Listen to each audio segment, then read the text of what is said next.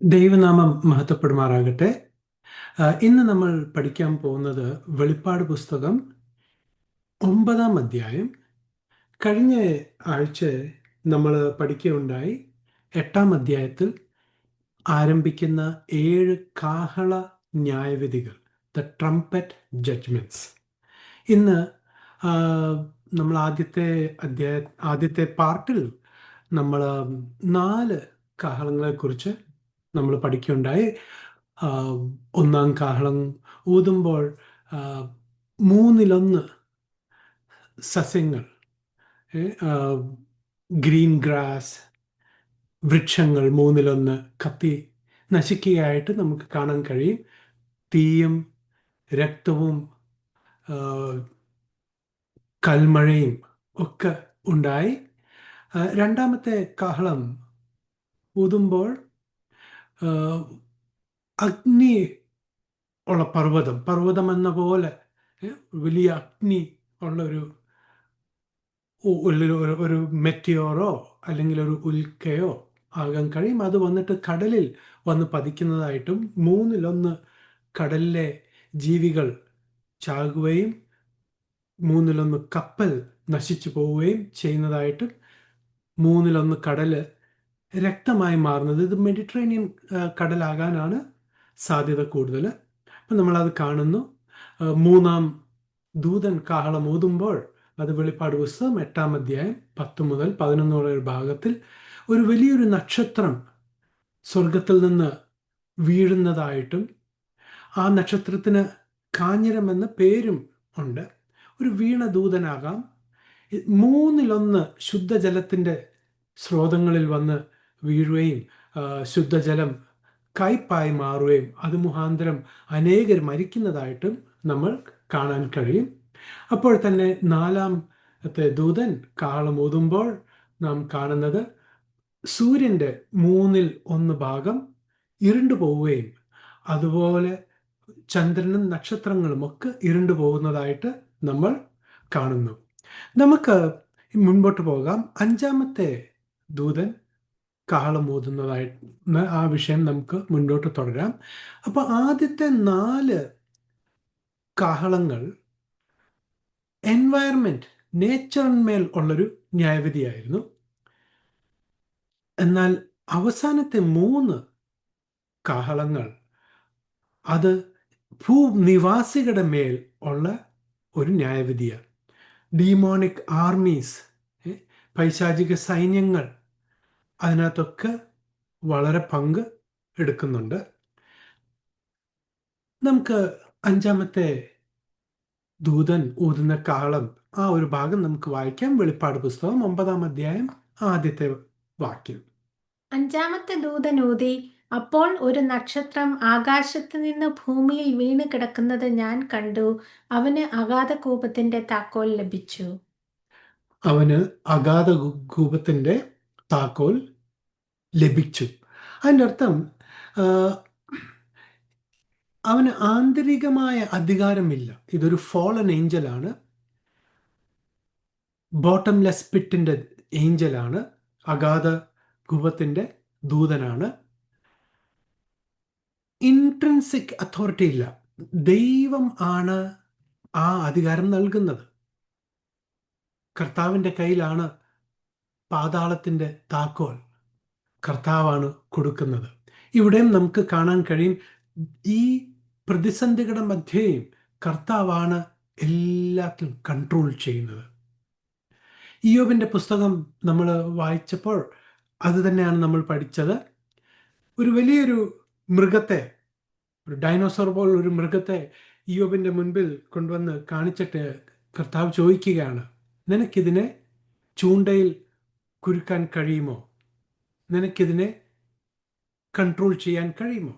അത് കർത്താവ് പറയാം, എനിക്ക് കഴിയും. അത് ഈ മഹോപദ്ര കാലത്തിൻ്റെ ഒരു ചിത്രം, ഒരു ഒരു നിഴൽ നമുക്ക് ഇയ്യോബിന്റെ പുസ്തകത്തിൽ നമുക്ക് കാണാൻ കഴിയും. ഈ അഞ്ചാമത്തെ കാഹളം ഊതുമ്പോൾ എന്താണ് നടക്കുന്നത് നമുക്കൊന്ന് വായിക്കാം. വെളിപ്പാട് പുസ്തകം 9-ാം അധ്യായം 2 തൊട്ട് 6 പിന്നെ അതിൻ്റെ 11, 12 വാക്യം നമുക്ക് വായിക്കാം. അവൻ അഗാധ കൂപം തുറന്നു. ഉടനെ പെരുഞ്ചൂളയിലെ പുക പോലെ കൂപത്തിൽ നിന്ന് പുക പൊങ്ങി. കൂപത്തിന്റെ പുകയാൽ സൂര്യനും ആകാശവും ഇരുണ്ടുപോയി. പുകയിൽ നിന്ന് വെട്ടുക്കിളി ഭൂമിയിൽ പുറപ്പെട്ടു. അതിനും ഭൂമിയിലുള്ള തേളിനുള്ള ശക്തി ലഭിച്ചു.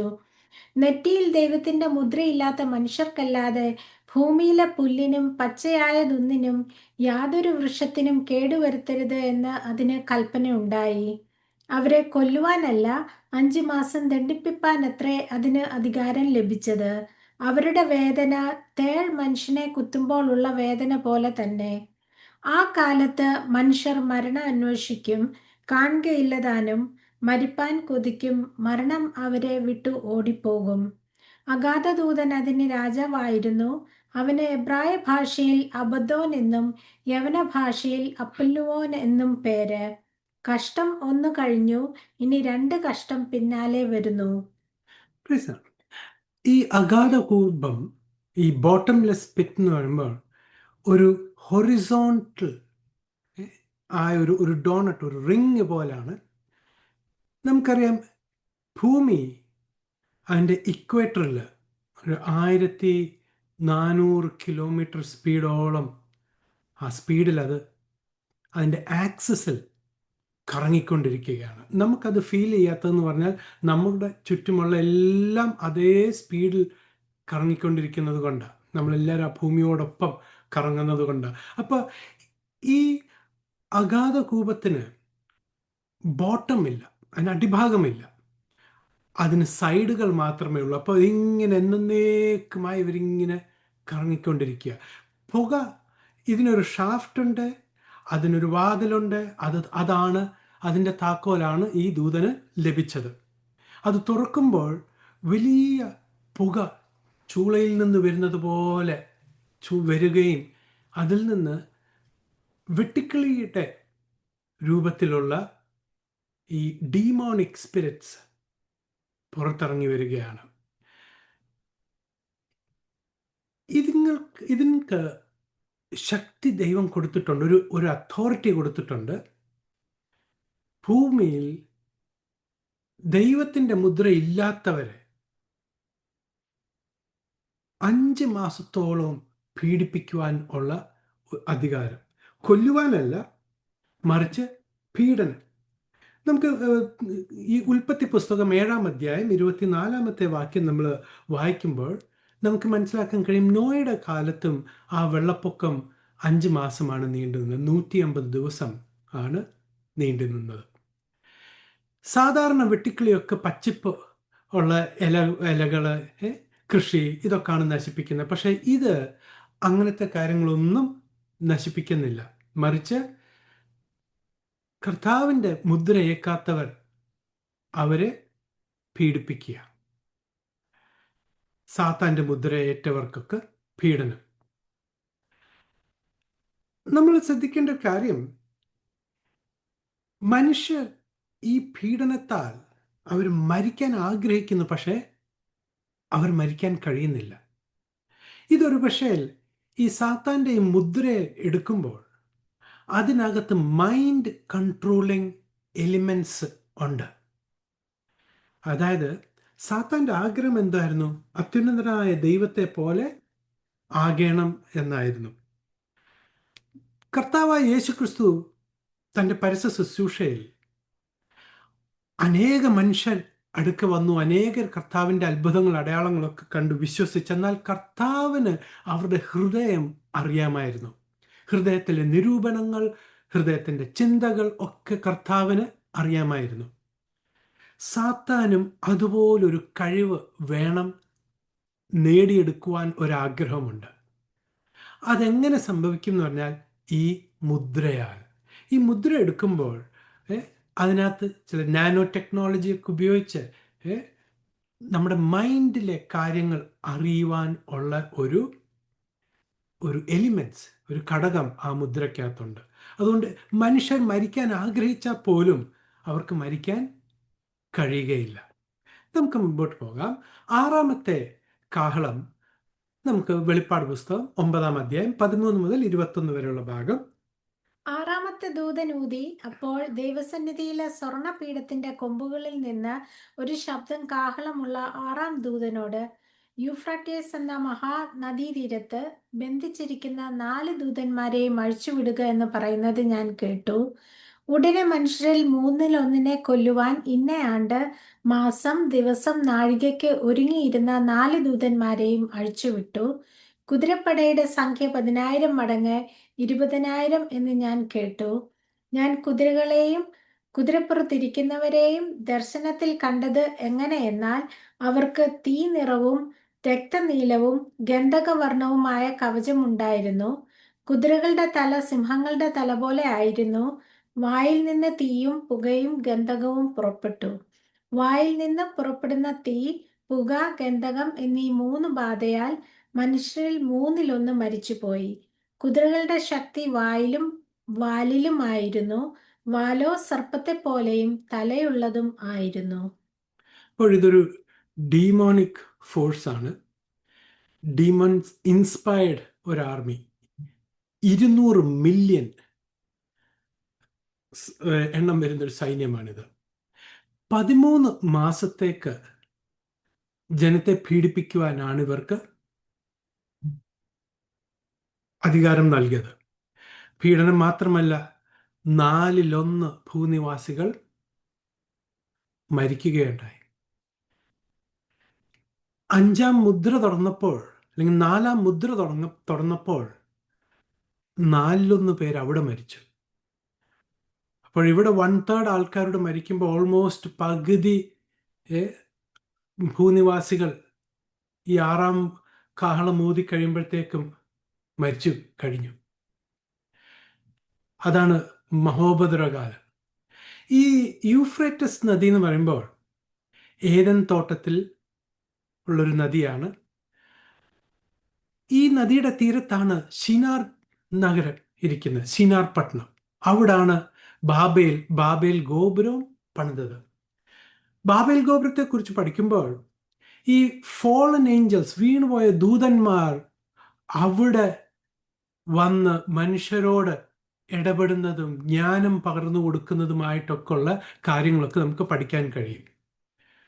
ഒരുപക്ഷെ ഈ ഫോളൻ ഏഞ്ചൽസ് ഇവരുടെ ഒരു ആരാധന വസ്തുവും ആകാൻ സാധ്യതയുണ്ട്. അപ്പോൾ ദൈവം ഇവരെ ബന്ധിച്ച് വെച്ചിരുന്നത് ഈ ഒരു വർഷം, ഒരു മാസം, ഒരു ദിവസം, ഒരു മണിക്കൂറത്തേക്ക്, 13 മാസത്തേക്ക് അവരുടെ യഥാർത്ഥ ഹൃദയത്തിലെ അവരുടെ യഥാർത്ഥ ആറ്റിറ്റ്യൂഡ്, അവരുടെ ഇൻറ്റൻഷൻ, അവരുടെ ഉദ്ദേശങ്ങൾ എന്ത് എന്ന് ജനത്തെ അറിയിക്കുവാൻ വേണ്ടി അവരെ അഴിച്ചുവിടുകയാണ്. 1/3 ആൾക്കാർ മരിക്കുകയാണ്. സാത്താൻ്റെ ഏറ്റവും വലിയ വൈരാഗ്യം മനുഷ്യനെ, ദൈവത്തിൻ്റെ രൂപത്തിൽ കർത്താവ് സൃഷ്ടിച്ച മനുഷ്യരെ ഉന്മൂലനാശം ചെയ്യുക എന്നാണ്. അവരെ അഴിച്ചുവിട്ടപ്പോൾ അവർ ചെയ്തത് ഗുണമല്ല, വലിയ ദോഷവും പീഡനവുമാണ്. യൂഫ്രട്ടീസ് നദി ഇതിനു മുമ്പും ഉണങ്ങിയതായിട്ട് നമുക്ക് കാണാൻ കഴിയും. ഖോരേശ് രാജാവ്, ഫാർസി രാജാവ് ഖോരേശിന് ദൈവം ഒരു വാഗ്ദത്തം കൊടുത്തായിരുന്നു. ഞാൻ നിന്റെ മുൻപേ കടന്നു ചെന്ന് ഇരുമ്പ് വാതിലുകളെ തുറക്കും.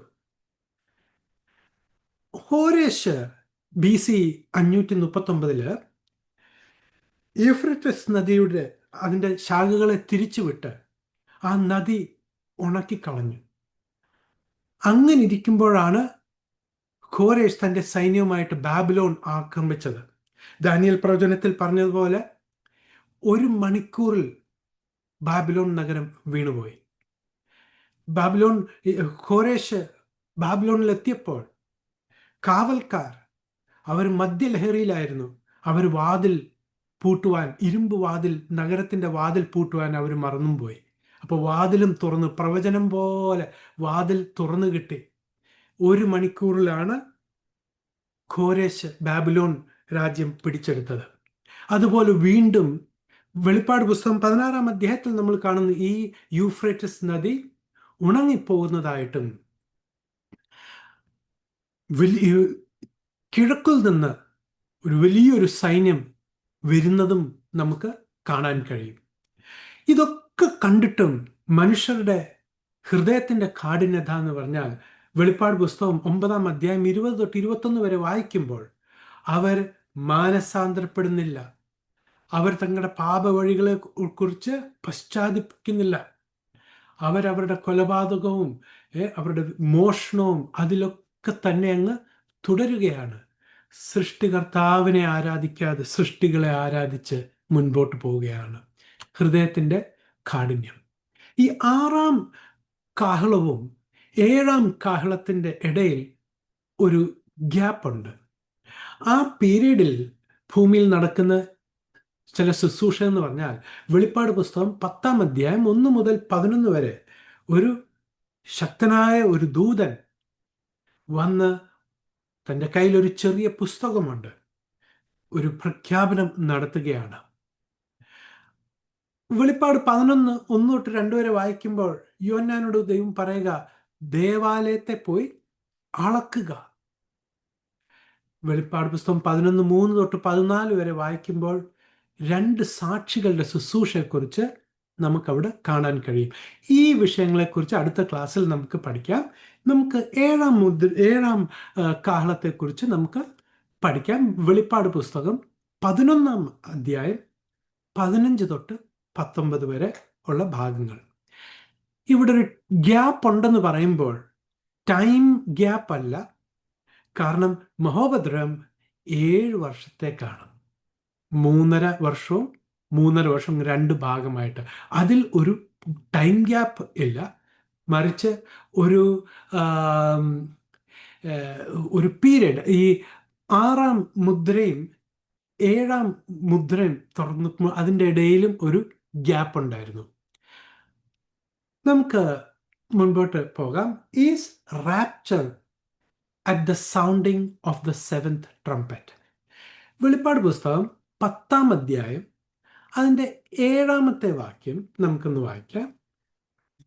ഇനി കാലമുണ്ടാകയില്ല, 7-ാമത്തെ ദൂതൻ കാഹളം ഊതുവാനിരിക്കുന്ന നാദത്തിന്റെ കാലത്ത് ദൈവത്തിന്റെ മർമ്മം അവൻ തന്റെ ദാസന്മാരായ പ്രവാചകന്മാർക്ക് അറിയിച്ചു കൊടുത്തതുപോലെ നിവൃത്തിയാകുമെന്ന് ആകാശവും അതിലുള്ളതും ഭൂമിയും അതിലുള്ളതും സമുദ്രവും അതിലുള്ളതും സൃഷ്ടിച്ചവനായി എന്നേക്കും ജീവിച്ചിരിക്കുന്നവനെ ചൊല്ലി സത്യം ചെയ്തു.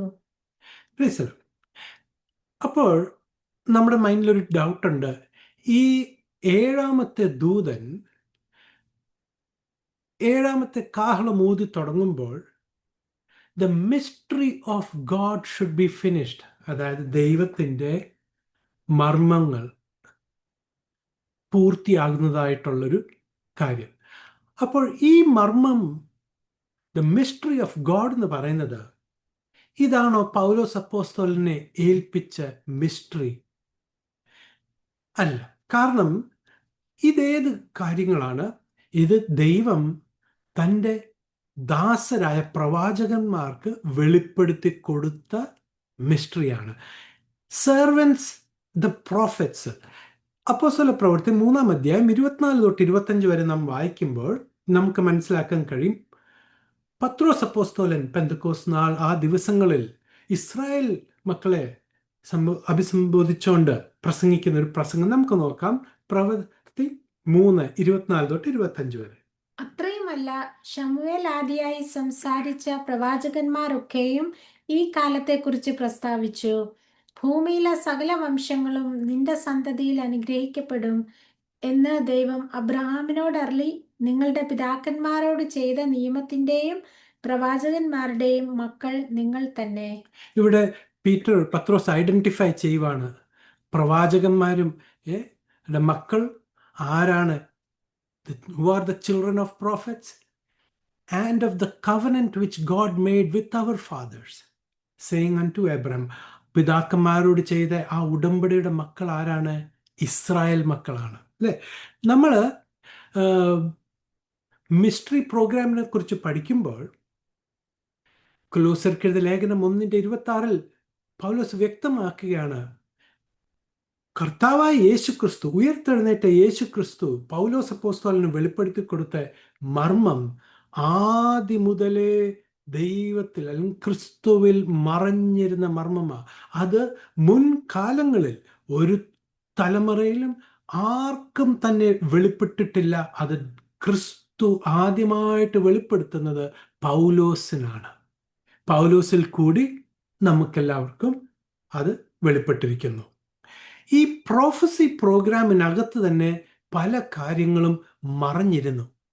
ഇസ്രായേലിനും കർത്താവിൻ്റെ ശിഷ്യന്മാർക്ക് പോലും കർത്താവ് വ്യക്തമായി പറയുന്നുണ്ട്, കർത്താവ് കഷ്ടം സഹിക്കും, ജാതികളുടെ കയ്യിൽ ഏൽപ്പിക്കപ്പെടും, ക്രൂശിക്കപ്പെടും, 3-ാം ദിവസം ഉയർത്തെഴുന്നേൽക്കും എന്നൊക്കെ കർത്താവ് ശിഷ്യന്മാരോട് പറയുമ്പോൾ പോലും, ഇതെല്ലാം നടന്നതിന് ശേഷം പോലും അവർക്കിതൊന്നും മനസ്സിലാകുന്നില്ല.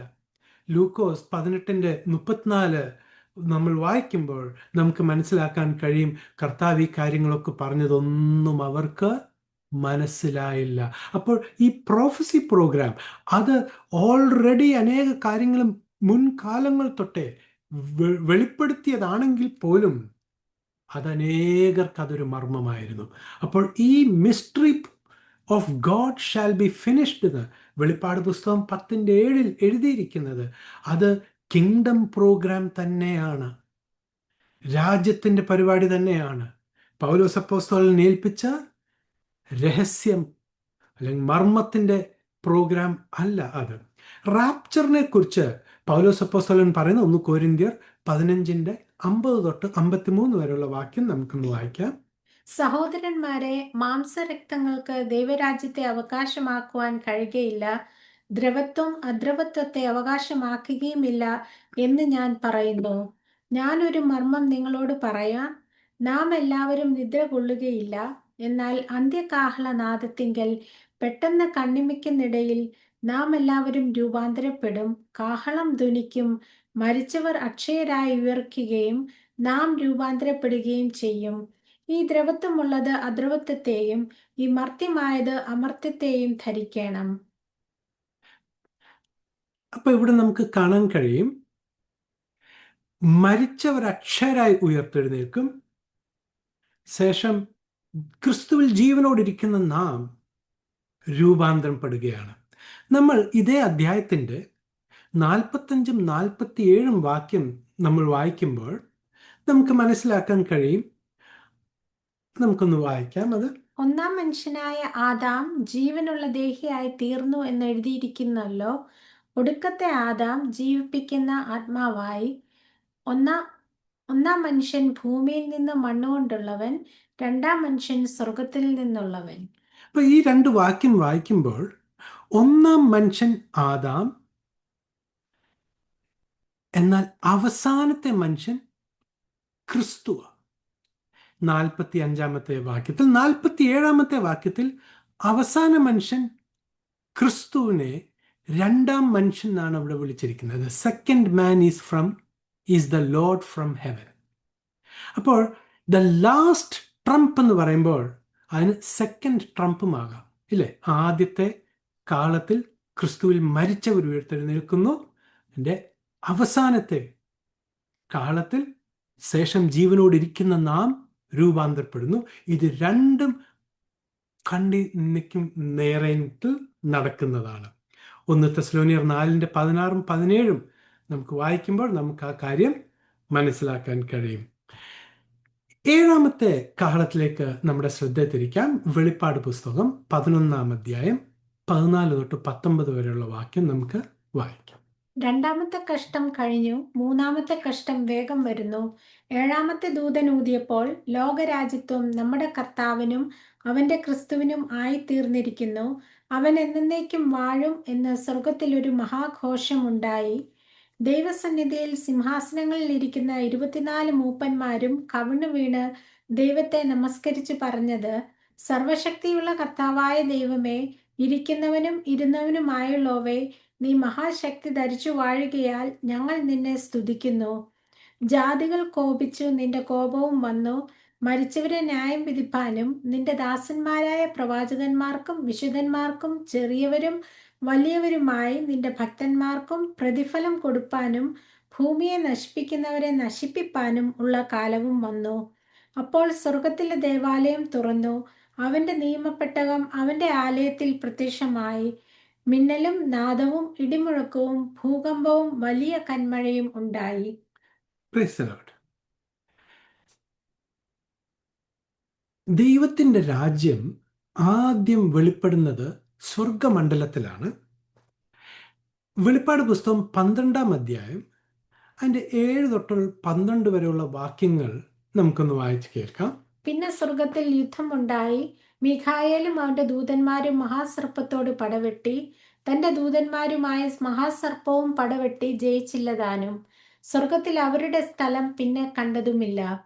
ഭൂതലത്തെ മുഴുവൻ തെറ്റിച്ചു കളയുന്ന പിശാചും സാത്താനും എന്ന മഹാസർപ്പമായ പഴയ പാമ്പിനെ ഭൂമിയിലേക്ക് തള്ളിക്കളഞ്ഞു. അവന്റെ ദൂതന്മാരെയും അവനോട് കൂടെ തള്ളിക്കളഞ്ഞു. അപ്പോൾ ഞാൻ സ്വർഗത്തിൽ ഒരു മഹാശബ്ദം പറഞ്ഞു കേട്ടത്, ഇപ്പോൾ നമ്മുടെ ദൈവത്തിന്റെ രക്ഷയും ശക്തിയും രാജ്യവും അവന്റെ ക്രിസ്തുവിന്റെ ആധിപത്യവും തുടങ്ങിയിരിക്കുന്നു. നമ്മുടെ സഹോദരന്മാരെ രാപ്പകൽ ദൈവസന്നിധിയിൽ കുറ്റം ചുമത്തുന്ന അപവാദിയെ തള്ളിയിട്ട് കളഞ്ഞുവല്ലോ. അവർ അവനെ കുഞ്ഞാടിന്റെ രക്തം ഹേതുവായിട്ടും തങ്ങളുടെ സാക്ഷ്യവചനം ഹേതുവായിട്ടും ജയിച്ചു. മരണപര്യന്തം തങ്ങളുടെ പ്രാണനെ സ്നേഹിച്ചതുമില്ല. ആകയാൽ സ്വർഗവും അതിൽ വസിക്കുന്നവരുമായുള്ളവരെ ആനന്ദിപ്പിൻ. ഭൂമിക്കും സമുദ്രത്തിനും അയ്യോ കഷ്ടം! പിശാച് തനിക്ക് അല്പകാലമേ ഉള്ളൂ എന്ന് അറിഞ്ഞ് മഹാക്രോധത്തോടെ നിങ്ങളുടെ അടുക്കൽ ഇറങ്ങി വന്നിരിക്കുന്നു. അപ്പൊ നമ്മൾ ഈ ഭാഗത്ത് വായിച്ചത് സ്വർഗത്തിൽ, ഇത് വെളിപ്പാട് പുസ്തകം ഈ ദാനിയേൽ പ്രവചനത്തിലെ 70-ാമത്തെ ആഴ്ചയുടെ മധ്യഭാഗമാണ്. ഇവിടെ സ്വർഗത്തിൽ വലിയ യുദ്ധം നടക്കുകയാണ്. മീഖായേൽ അവന്റെ ദൂതനും സാത്താനും, അതായത് മഹാസർപ്പവും അവന്റെ ദൂതന്മാരുമായിട്ട് വലിയ യുദ്ധം നടക്കുകയാണ്. അവിടെ സാത്താനും അവന്റെ സൈന്യവും പരാജയപ്പെട്ട് താഴെ ഇടുകയാണ്, ഈ ഭൂമിയിലേക്ക് ഇടുകയാണ്. പിന്നീട് അവിടെ നമ്മൾ 8-ാം വാക്യത്തിൽ കാണുന്ന അവരുടെ സ്ഥലം, അവിടെ സ്വർഗസ്ഥലങ്ങളിൽ അവരുടെ സ്ഥാനം പോലും ഇല്ലാതാകുകയാണ്. കാരണം അവരുടെ സ്ഥാനം അവരെല്ലാം എന്ത് ചെയ്തിരിക്കുക? മലിനപ്പെട്ടിരിക്കുക. പുതിയ ആകാശം എന്ന് പറയുമ്പോൾ ദൈവം ഇതെല്ലാം പുതുതാക്കും. അവരുടെ സ്ഥാനങ്ങളെല്ലാം മാറ്റി പുതുതാക്കുന്നതായിട്ട് നമുക്ക് അറിയപ്പെടാം. ഈ ഒരു കാലഘട്ടത്തിലാണ് ക്രിസ്തുവിൻ്റെ ശരീരമാകുന്ന സഭ സ്വർഗസ്ഥലങ്ങളിൽ വാഴുന്നത്.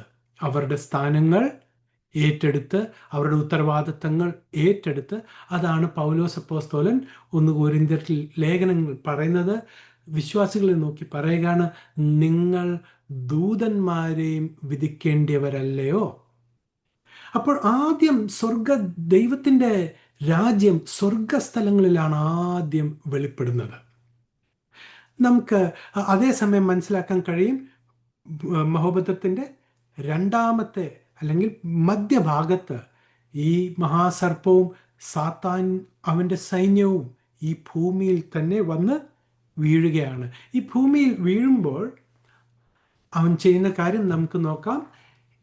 7-ാം കാഹളം ഊതുമ്പോൾ ദൂതൻ വലിയൊരു പ്രഖ്യാപനം, ഒരു ഗുഡ് ന്യൂസ്, ഒരു ഗ്ലോറിയസ് ന്യൂസ് അവിടെ ഷെയർ ചെയ്യുകയാണ്. അതായത് വേഗം തന്നെ കർത്താവായ യേശു ക്രിസ്തു ലോകരാജ്യങ്ങളെ വാഴും.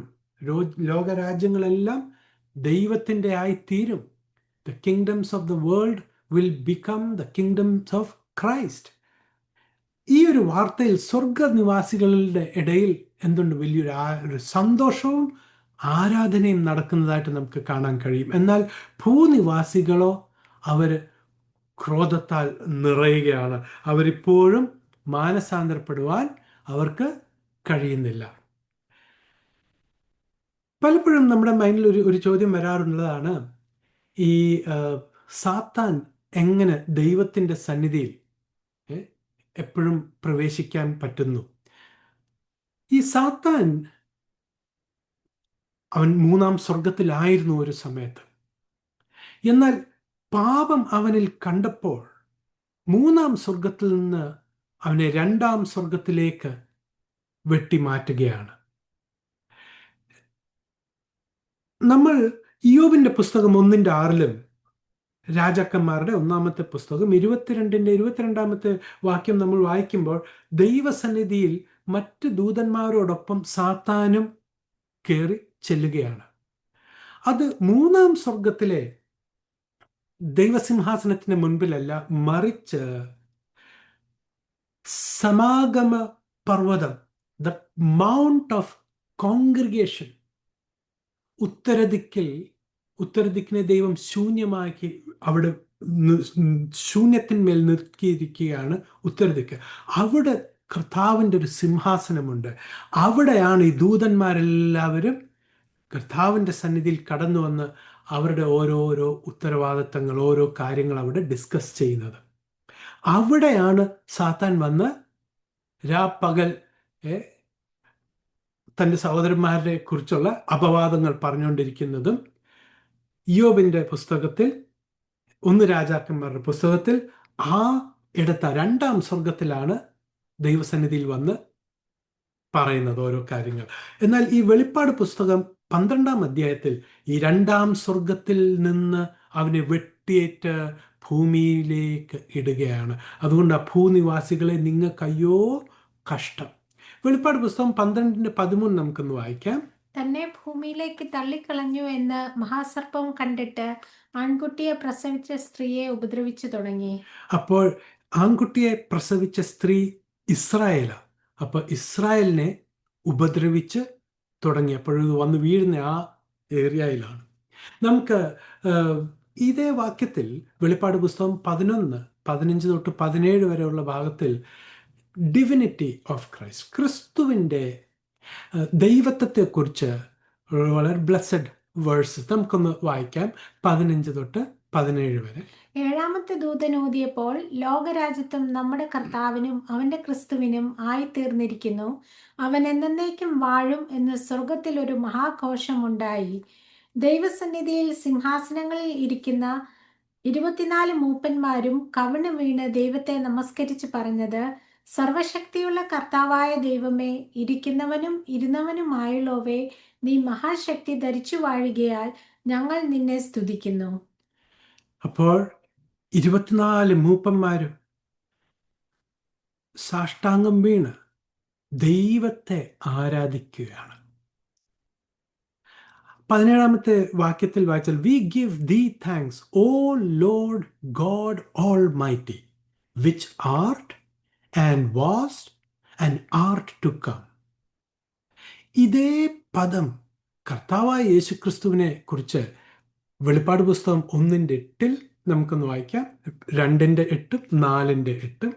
ഞാൻ അൽഫയും ഒമേഗയും ആകുന്നു എന്ന് ഇരിക്കുന്നവനും ഇരുന്നവനും വരുന്നവനുമായി സർവശക്തിയുള്ള ദൈവമായ കർത്താവ് അരുളി ചെയ്യുന്നു. സ്മുർനയിലെ സഭയുടെ ദൂതനെ എഴുതുക, മരിച്ചവനായിരുന്നു വീണ്ടും ജീവിക്കുകയും ചെയ്ത ആദിനും അന്ത്യനുമായവൻ അരുളി ചെയ്യുന്നത്. വെളിപ്പാട് 4:8. 4 ജീവികളും ഓരോന്നിന് 6 ചിറകുള്ളതായി ചുറ്റിലും അകത്തും കണ്ണ് നിറഞ്ഞിരിക്കുന്നു. ഇരിക്കുന്നവനും ഇരുന്നവനും വരുന്നവനുമായി സർവശക്തിയുള്ള കർത്താവായ ദൈവം പരിശുദ്ധൻ പരിശുദ്ധൻ പരിശുദ്ധൻ എന്ന് അവർ രാപ്പകൽ വിശ്രമം കൂടാതെ പറഞ്ഞുകൊണ്ടിരിക്കുന്നു. Praise the Lord. ഈ 3 വാക്യങ്ങളും വെളിപ്പാട് പുസ്തകം 11-ന്റെ 15 തൊട്ട് 17 വരെയുള്ള വാക്യത്തിലും നമ്മൾ കാണുന്ന ക്രിസ്തു യേശുവിനെ ദൈവം, അത്യുന്നതനായ ദൈവം, സർവശക്തനായ ദൈവം, ആദ്യനും അന്ത്യനും, അല്ലേ, വിച്ച് വാസ് ഡെഡ്. വെളിപ്പാട് പുസ്തകം 2:8 മരിച്ചവനായിരുന്നു, എന്നാൽ ഇപ്പോൾ ജീവിക്കുന്നു. അപ്പോൾ അതാരാ? ക്രിസ്തുവ, അല്ലേ? ക്രിസ്തുവെ സാഷ്ടാംഗം വീണ് ആരാധിക്കുന്നത്, ദ ഡിവിനിറ്റി ഓഫ് ക്രൈസ്റ്റ്. അപ്പോൾ നമ്മുടെ ഇന്നത്തെ സമ്മറി, 5-ാം കാഹളം ഊതുമ്പോൾ വെട്ടുക്കിളി എന്ന പോലെ വലിയൊരു സൈന്യം വന്ന് 5 മാസത്തേക്ക് വലിയ പീഡനം നടക്കുകയാണ്. ജനം മരിക്കാൻ ആഗ്രഹിക്കുന്നു, പക്ഷെ അവർക്ക് മരിക്കാൻ കഴിയുകയില്ല. ഇവിടെ എല്ലാം കർത്താവാണ് സകലതും കൺട്രോൾ ചെയ്യുന്നത്. 6-ാമത്തെ കാഹളം ഊതുമ്പോൾ യൂഫ്രട്ടീസ് നദിയിൽ അവിടെ ബന്ധിച്ചിരുന്ന 4 വീണുപോയ ദൂതന്മാർ, അവരെ അഴിക്കുകയാണ്. വലിയ യുദ്ധങ്ങൾ നടക്കുന്നു. 3-1 ആ ഭൂമിയിലെ നിവാസികൾ മരിക്കുകയാണ്. 7-ാമത്തെ ദൂതൻ കാഹളം മുഴക്കുമ്പോൾ സ്വർഗത്തിൽ വലിയൊരു പ്രഖ്യാപനം. ലോകരാഷ്ട്രങ്ങൾ ദൈവത്തിൻ്റെ രാഷ്ട്രങ്ങളായി മാറുകയാണ്. സ്വർഗത്തിൽ വലിയ ആരാധനയും സന്തോഷവും ഉണ്ടാകുമ്പോൾ ഭൂനിവാസികൾ കോപിക്കുകയും അവരുടെ ഹൃദയങ്ങളെ കഠിനമാക്കുകയും ചെയ്യുകയാണ്. സമയം ഈ 7 ട്രംപറ്റ്സ്, 7 കാഹളങ്ങളുടെ ജഡ്ജ്മെൻറ്റ് നമ്മൾ വായിച്ച് കണ്ടു. ഇനിയും അടുത്ത ക്ലാസ്സിൽ നമുക്ക് ബാക്കി കാര്യങ്ങൾ നമുക്ക് പഠിക്കാം. ദൈവം നമ്മൾ ഓരോരുത്തരെയും അനുഗ്രഹിക്കുമാറാകട്ടെ. God bless.